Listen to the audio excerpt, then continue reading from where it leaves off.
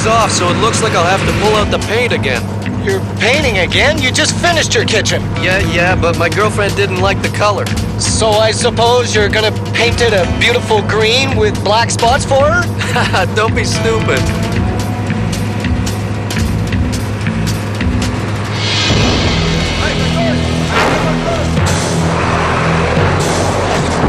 When you have a fuel tank that splits, I can tell you it makes you jump.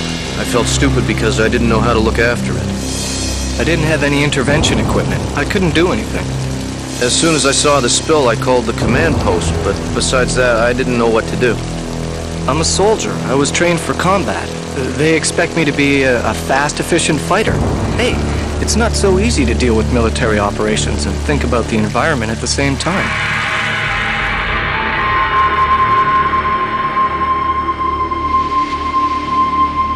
Each liter of hydrocarbons that spills in nature represents a threat to our health and to our environment. If one neglects to clean up a spill, no matter how small it is, one condemns the environment to deterioration. In peacetime, no type of training in the countryside can justify causing damage to the environment. We're convinced that the preservation of these sites does not in any way decrease the efficiency or operational capacity of units. Also, you have to be aware that the legislation concerning the environment obliges all citizens to take any reasonable measures to prevent or reduce the risks from pollutants ejected into nature. If you are responsible for a spill of toxic substances, it is your duty to react appropriately. The Canadian Environmental Protection and Fisheries laws require this.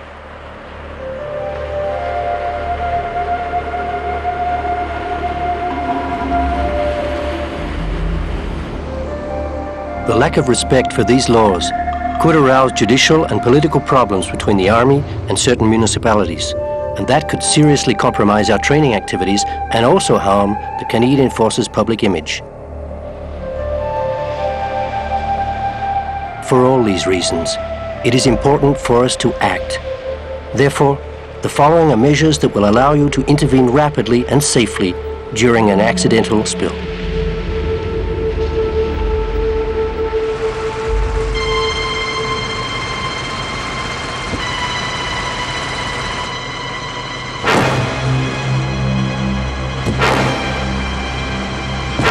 As soon as the jerry cans hit the ground, 3 of them opened. 60 liters of diesel spread on the ground. This fuel was supposed to supply the generator. The priorities in intervention are to protect first your health, second the health of your partner, and then that of other people. After that, it is necessary to minimize damage to material assets and the environment. As soon as you observe a spill, you must turn off the engine of the vehicle. Then you have to identify the toxic substance that is the source of contamination. In this particular case, the answer is clear, since the culprit is diesel coming from the jerry cans. Once the toxic substance has been identified, it is imperative to inform the command post. This accident could have been avoided if the soldier had not thrown the jerry cans, but had carried them from the truck. As soon as you start to transport or handle hazardous material, such as at a POL site, you must always have the emergency kit with you. After putting on gloves and safety glasses, you have to prevent the diesel from spreading more. It is essential, therefore, to rapidly set the jerry cans upright.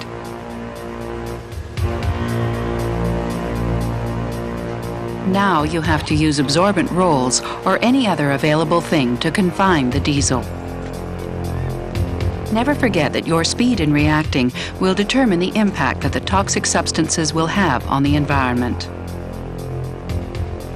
It is now necessary to use wads that will absorb the diesel. To prevent the diesel from gaining ground, it is preferable to sponge from the periphery toward the center. To accelerate the recovery, you can also use sphagnum, commonly called peat moss, which soaks up diesel rapidly. Again, you must lay the sphagnum moss from the exterior toward the center.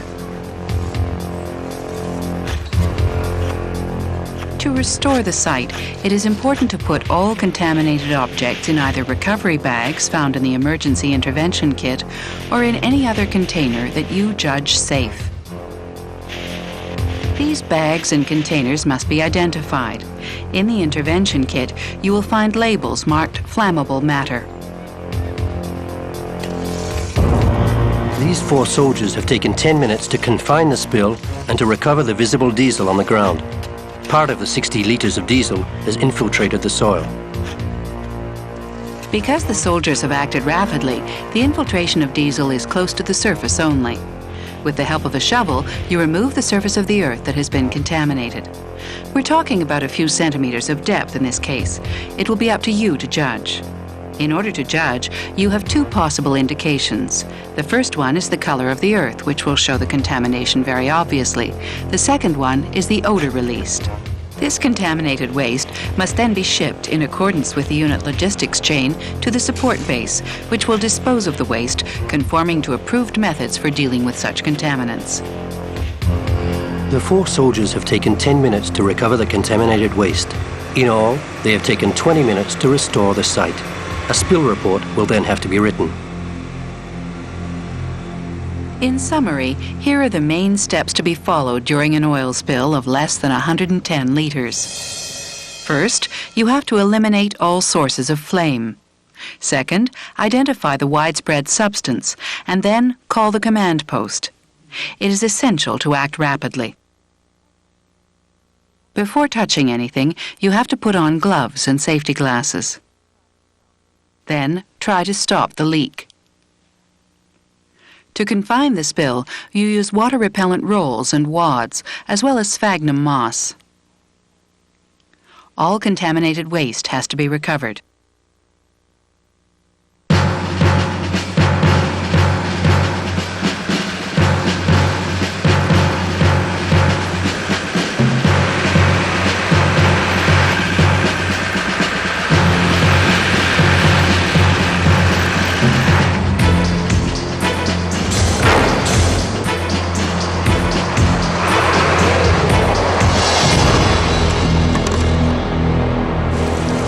PM.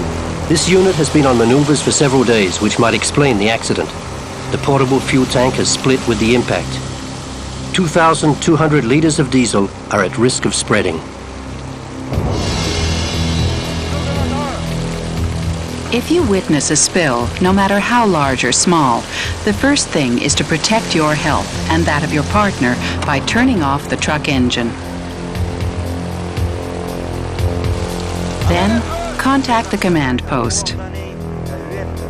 In this type of accident, the unit's quick intervention team will not be able to act alone because its intervention kit is good only for a spill of less than 110 liters.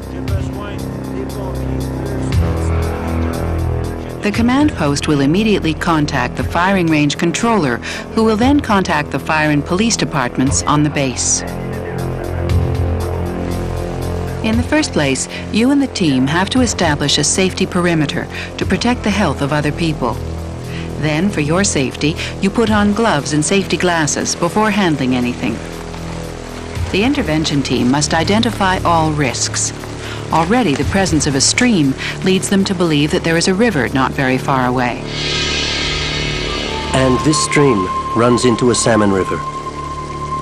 While awaiting the arrival of help, the immediate intervention team present in the convoy has to do everything possible to reduce the spreading of the diesel. You take no chances and first block the flow of diesel with absorbent rolls.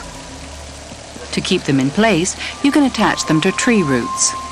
If rolls won't do, you will have to shovel either snow or earth into a wall to limit the flow. Never use a metal shovel, since it could cause a spark if it hit a rock. It's also necessary to try to seal as many ruptures as possible in the fuel tank by using epoxy glue or any other means available. At the same time, other helpers lay down wads and sphagnum moss on the ground to absorb as much diesel as possible as it spreads. It's preferable to place these 2 absorbent materials from the periphery of the spill toward the source.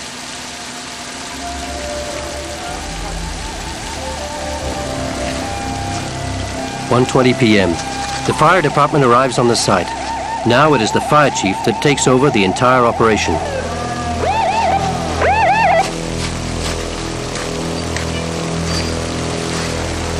As soon as the fire chief arrives on the site, the person in charge of the immediate intervention team informs him of the measures already taken and the equipment that he has. He offers the fire chief the services of members of his team without regard to the cost of such intervention. It's at this time that the fire department, in consultation with the military police, re-evaluates the safety perimeter. From now on, the immediate intervention team works in collaboration with the firemen.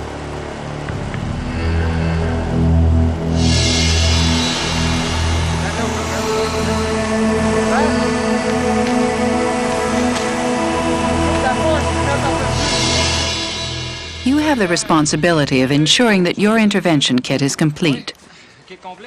After each use, you have to replace missing equipment that was used up during the last intervention.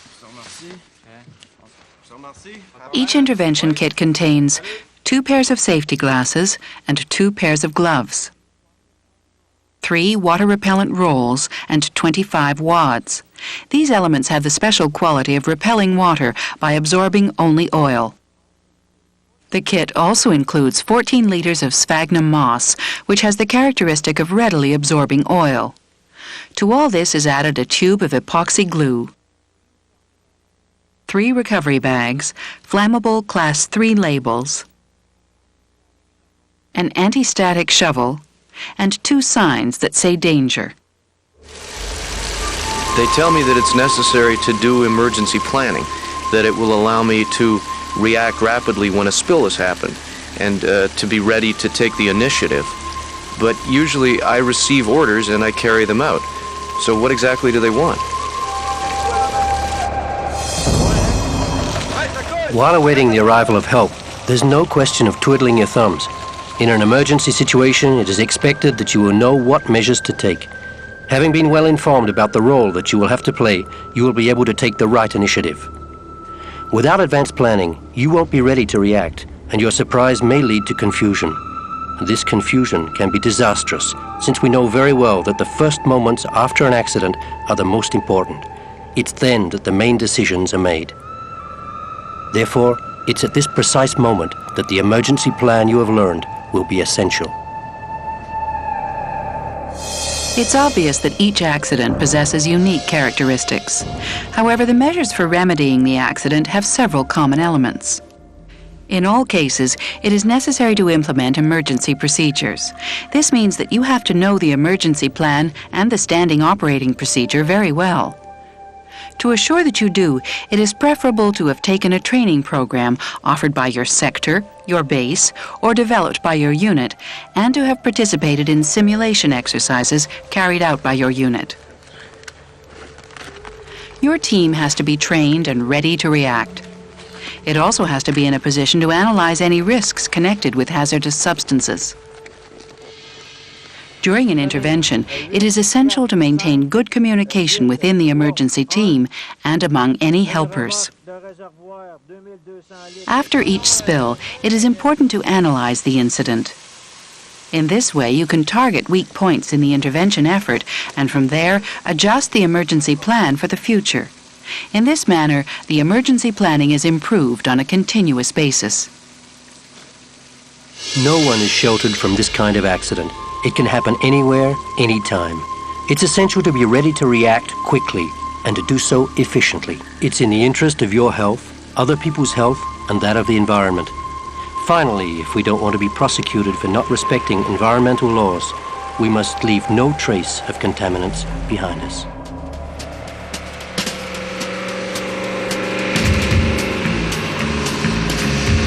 So, you're gonna go ahead with your green and black painting on the weekend? It's not green and black. I'm painting my kitchen yellow, just yellow. Be careful not to spill the paint in your floor again. No way, man, 'cause even if I cleaned it up, I'd be hearing about it for a long, long time. Well, enjoy your time off. Yeah, right.